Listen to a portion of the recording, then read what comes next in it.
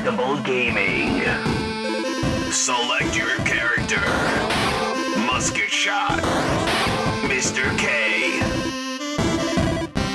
Let the battle begin.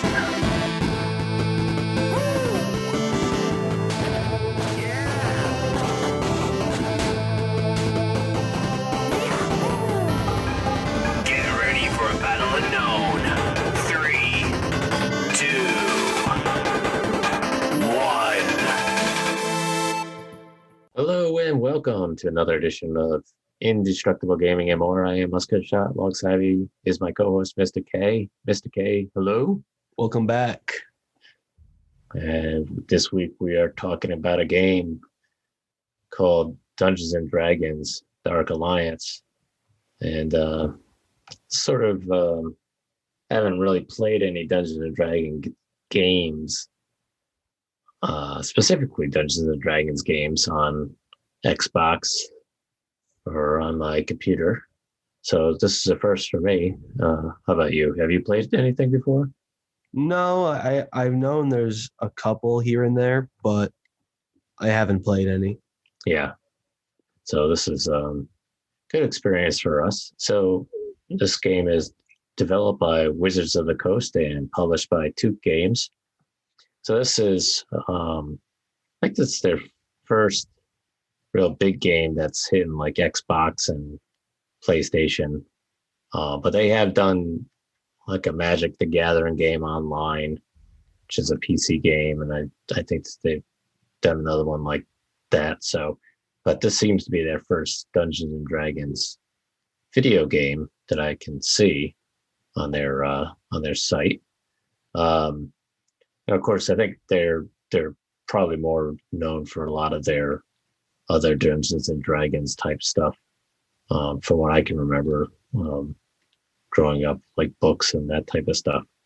But maybe I'm wrong. Maybe I'm thinking of somebody else. But I thought it was Wizards of the Coast that did a lot of that stuff as well. So the game is rated M for mature.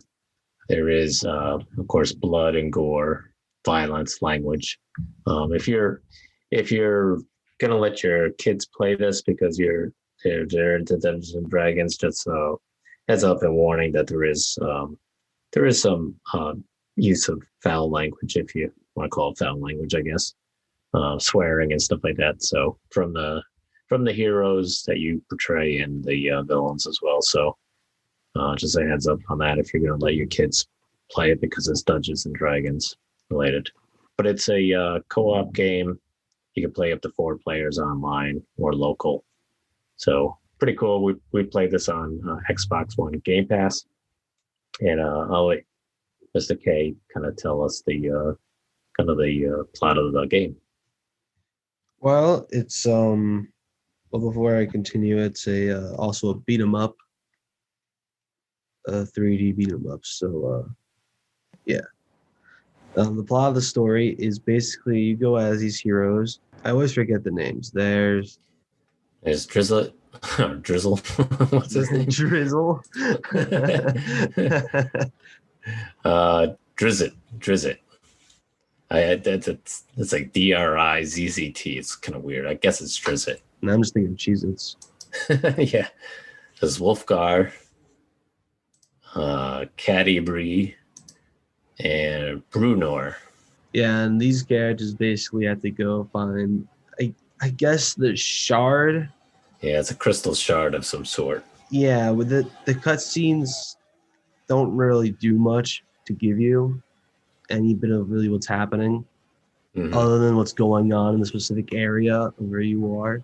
Yeah, and all these 4 characters have been affected some way, somehow, from these other monsters and villains, kind of trying to take over their world and their lands.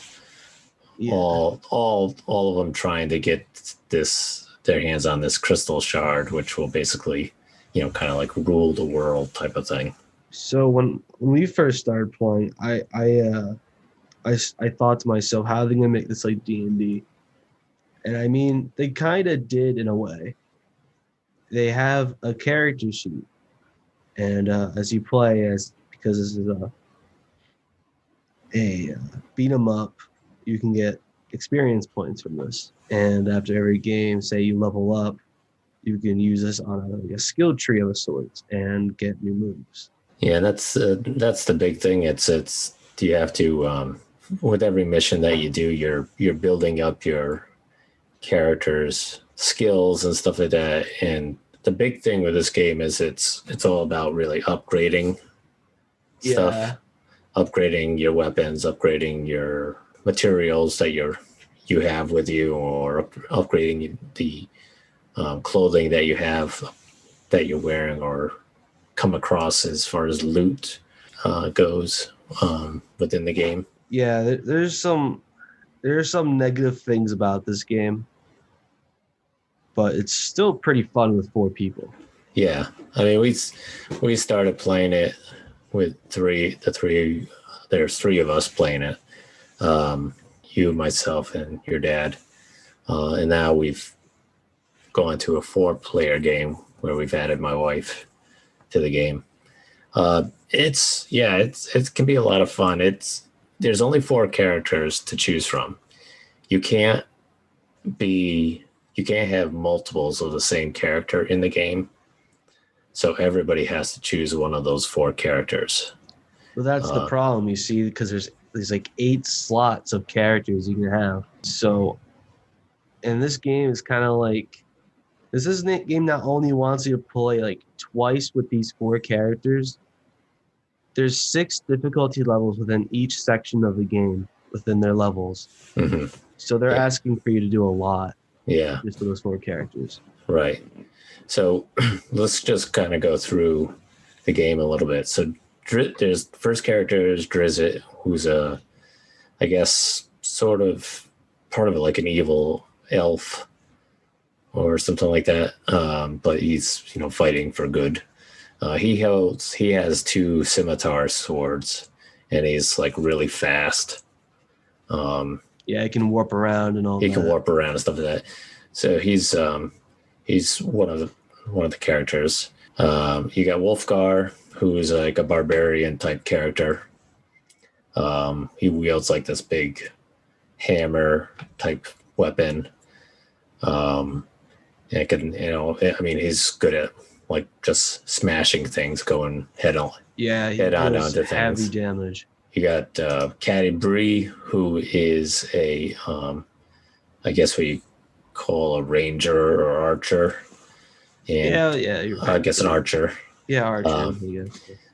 She's obviously got a bow and arrow, and is pretty good from like distance, hitting targets and stuff like that. I would say, when we were playing just the 3 of us, I was using her as my character, and I think it's really good as far as firing from a distance with her, but up close sometimes you may have to back up and stuff, as far as firing the weapons. It's like, it could be hit or miss sometimes with her, but she's pretty good.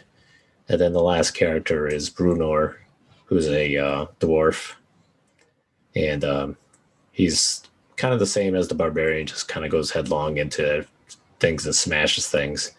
He's pretty fast though for a dwarf, and he's got a shield and kind of like an axe type thing. So, and Caddy Bree is supposed to be his adopted daughter. So yeah, like we were saying, you have to play as one of those 4 characters. You can't have two Brunors on there or 2 Drizzts in the game. So that's one thing that we're like, all right, it's not so much a big deal, but it's kind of weird when you think of Dungeons and Dragons. You think of like having like wizards or other types of characters that are common. Or just custom characters in general.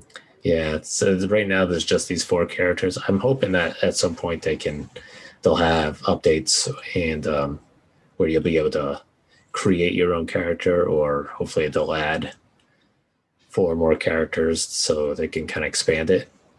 Yeah, I hope so too. But the characters aren't bad. They're decent characters. They do talk in the game, usually to each other while the mission starts. They'll be talking, and then sometimes when you're done with a mission and you're back at your home base where you're upgrading stuff, they'll be talking. They don't really talk too much during the game itself. Occasionally they might, but it's usually at the beginning of the mission that they will be talking to each other and telling some kind of story or something like that. Yeah, it also sometimes glitches and characters can talk over one another. It's pretty funny to come across. Yeah. I think it's probably one of those things that depends on how far you advance your characters within that like mission. So, if you get it beyond a certain point, it just starts like the next thing. So they're almost like they're expecting you to listen to the conversation before you start that level, and which we never do. We just start running and get right into it. So to be honest with you, half the conversations I've missed because I don't even pay attention to them because I'm focused on something else. So characters you do have like health potions. Most of them have some sort of, I would guess you could say like some sort of either special weapon or special spell or something. Is that what you would call it? For the potions, I would say they just give you different buffs. Different abilities or something like that. They give you different buffs to your character. Yeah. Because like the Drizzt guy can release some kind of like an invisible big giant cat. The cat releases some kind of like root system that grabs the enemy. I forgot what the barbarian I forgot what he does, what his thing is. Barbarian? Are you talking about his ultimate or just an ability? Yeah, no, just one of his abilities. There was an ability that he I just remember his ultimate because I used it so much. Right. I know one of them was like a shock wave. Yeah. Where he throws his hammer into the ground and it just shocks everyone and makes them stay still. Yeah. Yeah, each one has some kind of like different special ability and stuff like that. They have like this, like I said, they have the health potions and stuff. Your characters do die quite often in this game. It's pretty hard not to die in this game. You can be... Yeah, which is why it's also more fun to play with 4 people.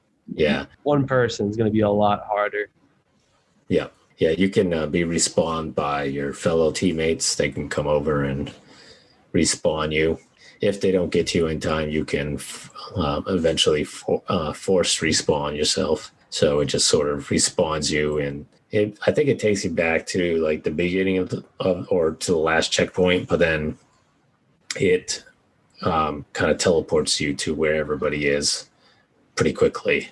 So you really don't have to really go too far back and find everybody. So, which is good most of the time. Although sometimes it doesn't do that. I don't know why it does and doesn't all the time. But what else? The weapons, pretty good. Like I said, what you get, you can find different weapons at different items. I wouldn't say different weapons. They're all cosmetic. Yeah, they're all. Well, I'm saying different in the fact that they're be different. Like it changes the weapon, but doesn't actually physically change anything. Right. Like it doesn't change what happens when you hit them. It doesn't change. Right. So there's like, each person has, this specific weapon, but you might there's different variations to the weapon. So there's like a common weapon, an uncommon weapon, an epic weapon, a rare weapon, a legendary weapon. So you might find those weapons and you find them via like treasure chests that kind of give you loot within the game. And then you can, when you're done with the mission, you can go back to like a merchant and you can upgrade, your weapons, or you can upgrade your clothing to make it stronger or better and stuff like that. So you can also change the color to some of the clothing. Right. Yeah, there's a lot. Skins. Not everything, only certain ones. Yeah. Yeah, some of the stuff that is skins that you can change the weapons or clothing. Everything comes at a price, though. The amount of gold and other stuff that you Yeah. find throughout the mission. Everything that you do, you have to basically, if you want to upgrade something, you got to pay for it. If you want to change the skin, you got to pay for it. One of the things that you can't really do when you're at the merchant is you can't like buy anything. Yeah, which you is can something upgrade stuff. which doesn't make sense to me to have a merchant and not have him sell anything. Yeah, It's very weird. yeah. That's I think one of the things I don't like about the game is that you can't like buy anything. There's not like I don't mind the weapons, but The it'd game be doesn't kind of really cool to give me. you anything good to begin with. It gave us a lot of uncommons Yeah, rather than getting rares, which I guess makes sense saying it out loud.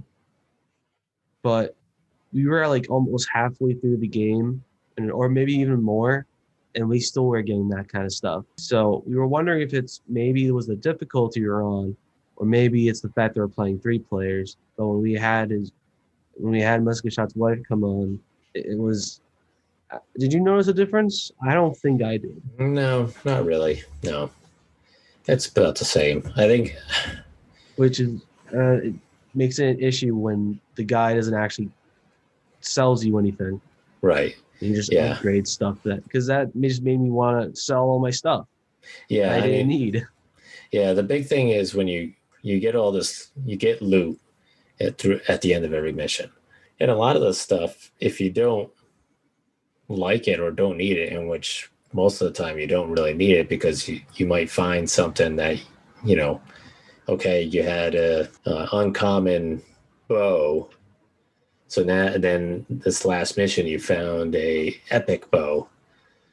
Well, probably you're gonna go with the epic bow because it's probably gonna be the better bow. So what we end up doing a lot of times in the game is we end up selling off everything basically and just keeping you might keep 1 or 2 of that that battle item or that clothing or something like that, but the rest you end up selling off. And it's like, yeah, you can upgrade this stuff, but sometimes I'm like, oh, what's the point? Just if you get something better, you just sell off the sell off the less better item and just use the newer stuff.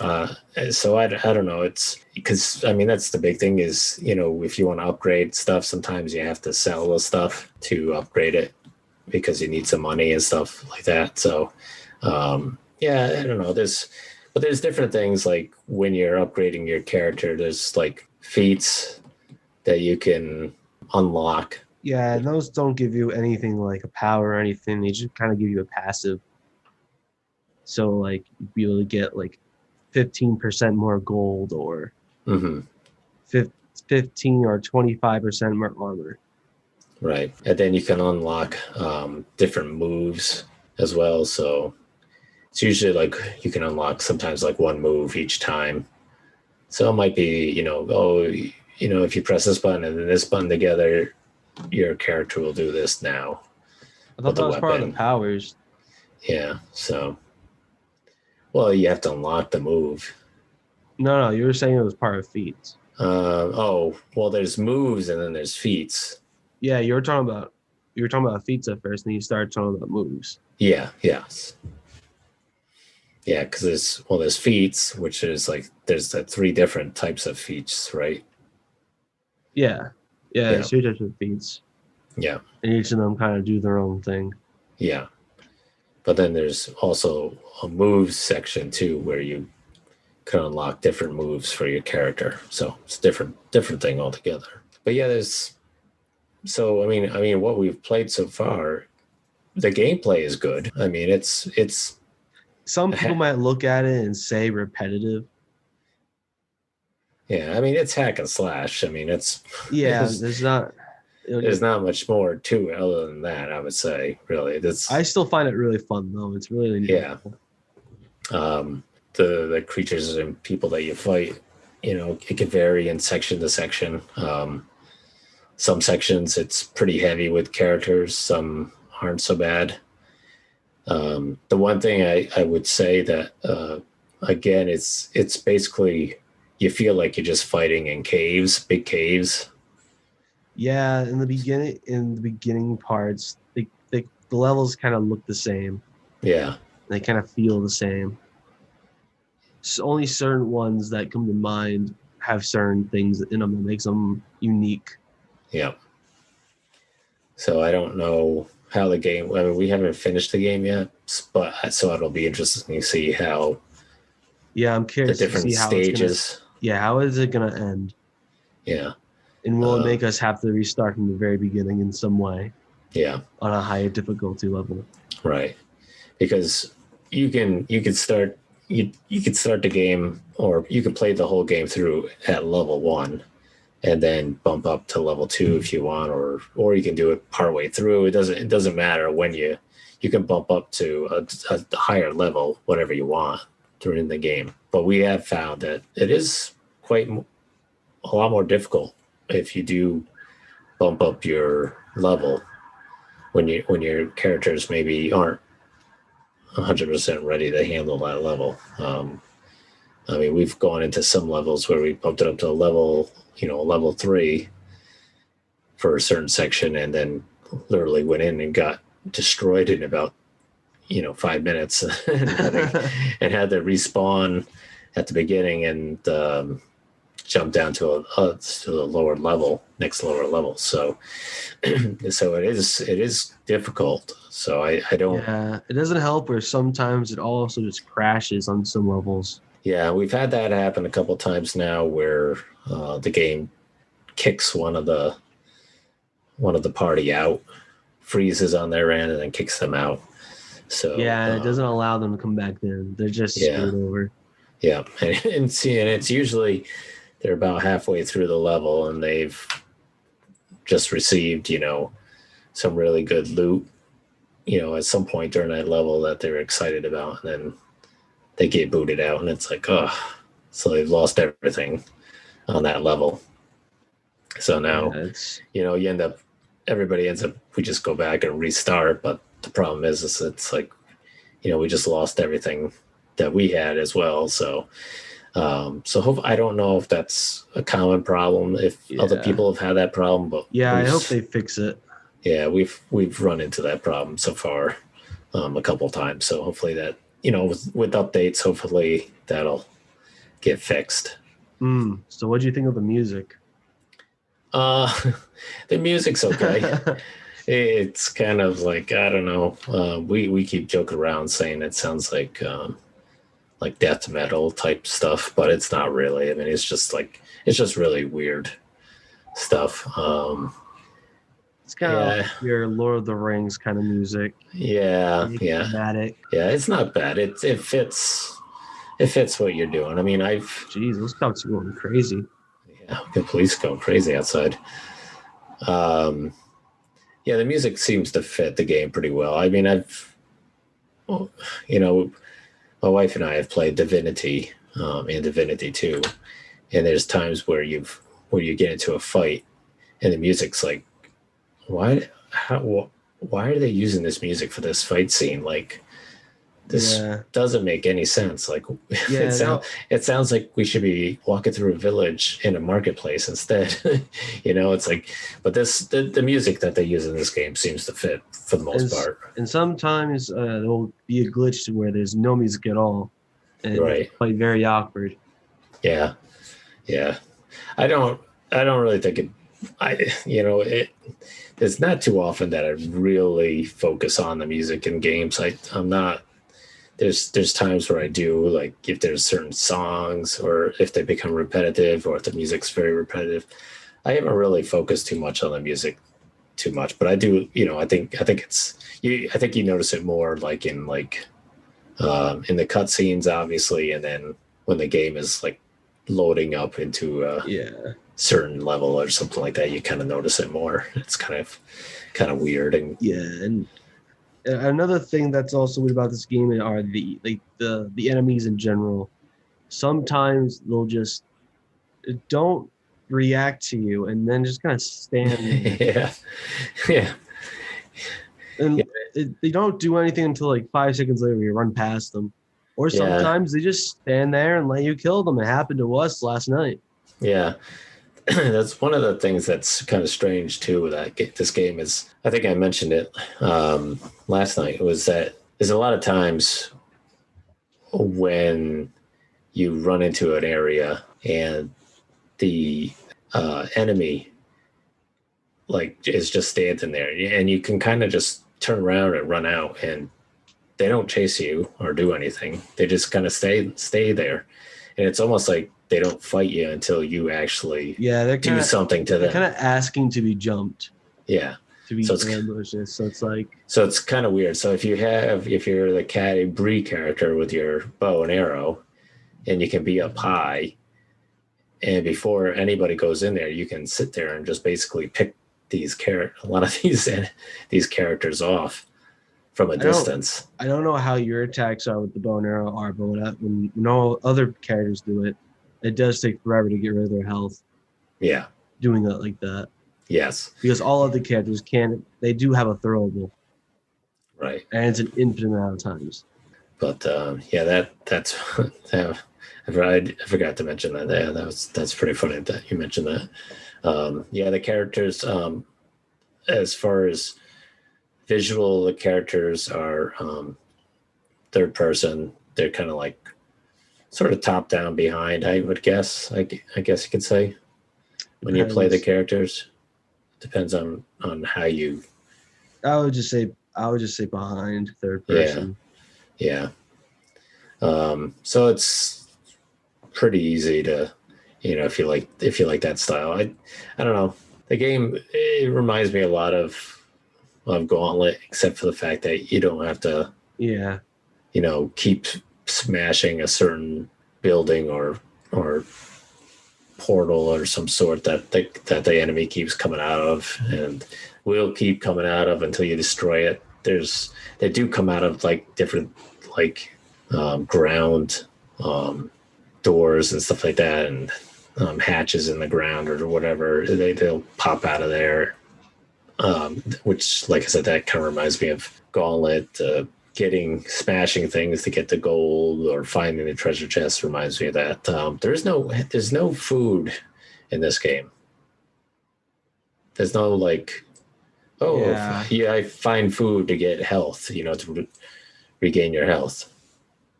But there is, you do come across different. It's like a fire with a pot, and it'll tell you. You can either increase your loot, or the camp. Yeah, or you can take a short rest. Yeah, these are essentially your checkpoints. Yeah, so if you take the short rest, it basically replenishes everybody's health. If you decided to increase the loot, then the loot becomes like more as you go along or something like that. I'm assuming you get more because every time we don't get like better gear, we just get more of the same. Yeah, so you just get, instead of maybe 6 items, you might get 8 items or something like that now within the level or something like that. So yes, there's that. This game is by all means not perfect, but it's still very fun, and I say go check it out. Yeah, the levels are pretty long. Or at least most of the levels are pretty long. You'll be doing a lot of jumping, a lot of climbing, a lot of running, a lot of smashing. There's a lot of that. A lot of things blowing up and knocking you to the ground. Spikes step on, they get killed. Frozen areas, acid, fire. It's a little bit of everything. I mean, it's your typical dungeon. I would say it's your typical dungeon crawling type game that if you've played one of those games, you know kind of what to expect. I don't think there's been really anything that's really been like, oh, I wasn't really expecting. I've kind of expected pretty much everything we've come across so far, other than some of the enemies that they've added that are pretty fun to fight. But it's a fun game. Definitely go check it out. There are some, like we said, there's some minor things about it. Right. Course, but all games have minor things, and this game, I mean, for what it does wrong, it does some things right. Yep. Yes. I hope they add like DLC, hopefully free, that includes more characters, maybe some new levels, new environments, and probably some new enemies. Yeah. Because I'll be honest, for as much as we played, we fought a lot of goblins. Yes. We've pretty much committed genocide with them. Yeah, we've killed a lot of goblins. A lot of little green goblins all over the place. A lot of green goblin blood all over the place.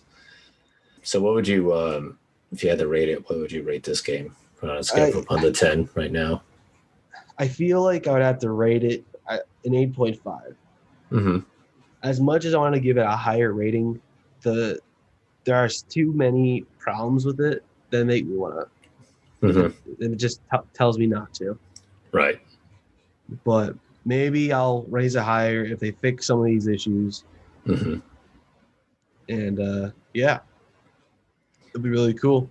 Yeah. So I'd have to rate it an 8. I think a couple things that like I said, I wish they had more characters to choose from.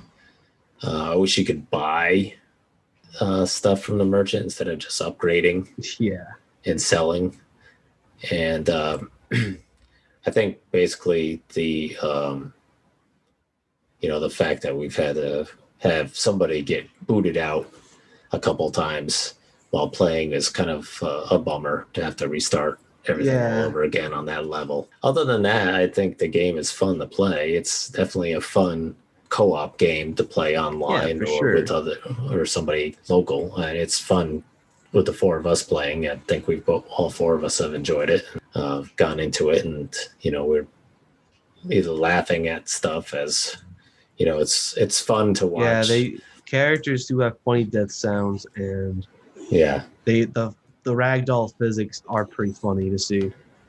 And and it's funny to watch, your partners jump across something and then fall off the edge multiple times, and then reappear right next to you to only go and try it again and fall off the edge, and then reappear next to you and then try it again, which has happened multiple times. I think with probably all of us at least once. And there's a lot of times where you jump and you're like, oh, I completely missed that one, or somebody raises something that's supposed to elevate you up and you go to jump on it and they've raised it up and so you fall to your death. So it's got some really funny stuff to it. Just so we've had a good time playing with it. So yeah, one more thing for the developers. It's weird having the main area have a merchant, and then on the other opposite side of them, on the opposite, I would say diagonal from them, is an anvil that's not being occupied by anybody, but there's an obvious open space that could fill someone in as a character. So, and we've played a decent amount, so we haven't met any blacksmith of any sort. Right. So I thought maybe you can buy stuff from him. Maybe you can get, or maybe you can upgrade what your stuff is, so you can make maybe common and uncommon, and so on. But no, we haven't met anything of that yet. So yeah, hopefully and maybe you can add something like that if there isn't anything. Yeah, and if there isn't, then, or I don't know, maybe there is if you play at a certain level. I don't know. I mean, that'd be weird, but yeah, that would be weird. But yeah, there's definitely a couple things like that on the level or the home area where you're kind of like, there's like a blacksmith section. It's like, oh, well, why isn't there a blacksmith there? It'd be kind of cool if they had a blacksmith where you could, maybe if you can't buy a weapon every time, but buy a weapon every once in a while, even if it made it like real expensive to buy, okay, it'd be still cool to be able to at least save up money to buy something different. So, but who knows? Maybe they'll add that. Hopefully. Yeah. That's all for this episode. Well, all right. So what do we got next episode? What game are we playing? Next episode, we're going under. Well, at least that's the title of it. It's not going to Australia, right? I mean, we could, but no, it's going under. This is by Team 17. You might have heard of these people if you played The Escapists. Okay. These guys are pretty decently popular Yeah. and well known. So basically, it's a dungeon crawler where you can wield office junk as weaponry, and you can use anything you find as a weapon. Hmm. And you're in an office building or something like that, I guess. You're kind of you're an unpaid intern in a dystopian city. Oh, okay. Cool. So an angry intern grabbing weapons and beating up their coworkers. Yeah, pretty much of what we know. Cool. Everybody's dream job. Yeah, so if you're interested, this is also on Game Pass. So if you want to play it before us, go right ahead. Yeah. So we'll probably play it on Game Pass and try it out. All right. Cool. All right. That's all I got, Mr. K. Yep. Same here. All right. All right. Stay indestructible, folks. All right. Peace. Game over. Hey guys, how's it going? I hope you enjoyed the episode. We're on Facebook and Twitter, and if you go on our website with the same name, you can also find us on all the other kinds of stuff you can listen to us to. Anyways, hope you have a wonderful day, folks. Stay indestructible, and peace.